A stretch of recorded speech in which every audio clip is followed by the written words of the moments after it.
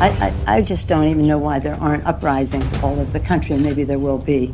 People need to start taking to the streets. This is a dictator. You know, there needs to be unrest in the streets for as long as there's unrest in our lives. Enemies of the state. Show me where it says that protests are supposed to be polite and peaceful. Do something about your dad's immigration practices, you feckless. When they go low, we kick them. How do you resist the temptation to run up and wring her neck? The biggest terror threat in this country is white men, most of them radicalized to the right. I thought he should have punched him in the face. I said, even if you lost, he insulted your wife. Yes. He came down the escalator and called Mexicans rapists and murderers. He said, well, what do you think I should have done? I said, I think you should have punched him in the face and then gotten out of the race. You would have been a hero. I'd like to punch him in the face. I said if we were in high school, I'd take him behind the gym and beat the hell out of him. Punch some people in the face! When was the last time an actor assassinated a president? They're still going to have to go out and put a bullet in Donald Trump, and that's a fact. Look as his character is stabbed to death. Where is John Wilkes Booth when you need him? That's it right there. Pull it up. I have thought an awful lot about blowing up the White House. A Missouri state senator is under investigation by the Secret Service after saying she hopes President Trump is assassinated. I will go and take Trump out tonight. And if you see anybody from that cabinet in a restaurant, in a department store, at a gasoline station, you get out and you create a crowd. And you push back on them. And you tell them they're not welcome anymore, anywhere. And sadly, the domestic enemies to our voting system and our honoring our Constitution are right at 1600 Pennsylvania Avenue. They're not going to stop before Election Day in November, and they're not going to stop after Election Day. And that should be, everyone should take note of that on both levels, that this isn't, they're not going to let up, and they should not. If you think we're rallying now, you ain't seen nothing yet.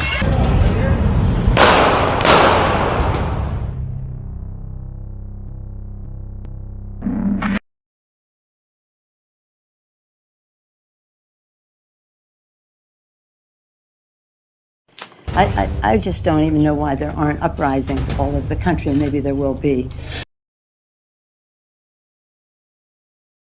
The House managers spoke about rhetoric, about a constant drumbeat of heated language.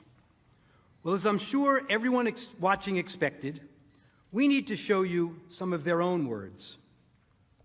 I just don't even know why there aren't uprisings all over the country, and maybe there will be. There needs to be unrest in the streets for as long as there's unrest in our lives. You got to be ready to throw a punch. You have to be ready to throw a punch. Donald Trump, I think you need to go back and punch him in the face. That I thought he should have punched him in the face. I feel like punching him. I'd like to take him behind the gym if I were in high school. If we were in high school, I'd take him behind the gym and beat the hell out of him. No, I wish we were in high school. I could take him behind the gym. I will go and take Trump out tonight.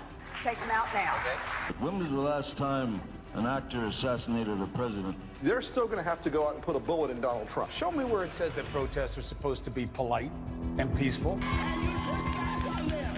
And you tell them they're not welcome anymore, anywhere. I have thought an awful lot about blowing up the White House. Please, get up in the face of some Congress people. People will do what they do. I want to tell you, Gorsuch, I want to tell you, Kavanaugh, you have released the whirlwind, and you will pay the price. We're going to go in there, we're going to impeach the This is just a warning to you Trumpers. Be careful. Walk lightly. And for those of you who are soldiers, make them pay. If you had to be stuck in an elevator with either President Trump, Mike Pence, or Jeff Sessions, who would it be? Does one of us have to come out alive?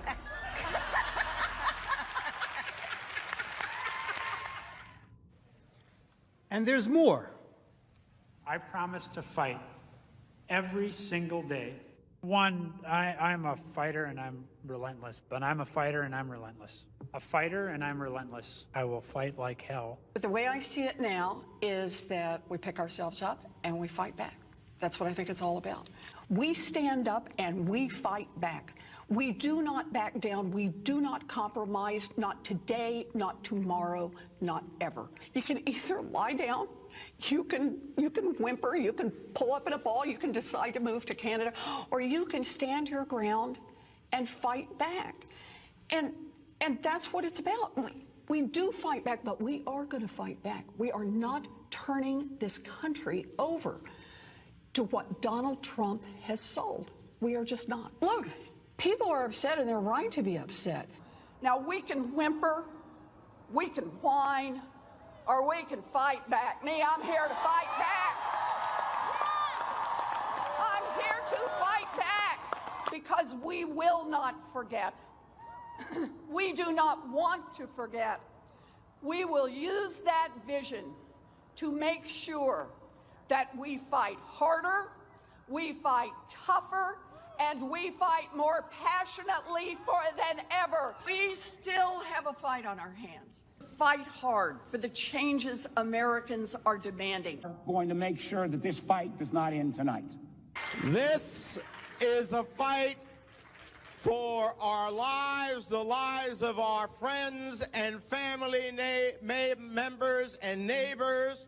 It is a fight, and it is a fight that we're going to work to make sure continues. I'm ready to stand up and keep fighting. We have to fight. We're going to fight one.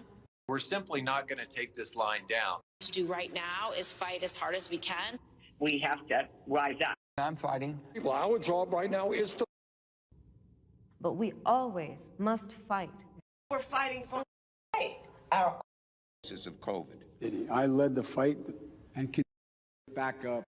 Fight. To fight. Fight legislators here in the hall. I hope that you will all join us in our fight. Those fights need to fight. Strength of who fight. It is a fight, and it is a fight born out of patriotism. This is a fight fighting. I say fight on, fight on, fight on, fight on. It's not about justice, it's not about agenda, it's not about mobilizing people, it's about dialing for corporate dollars.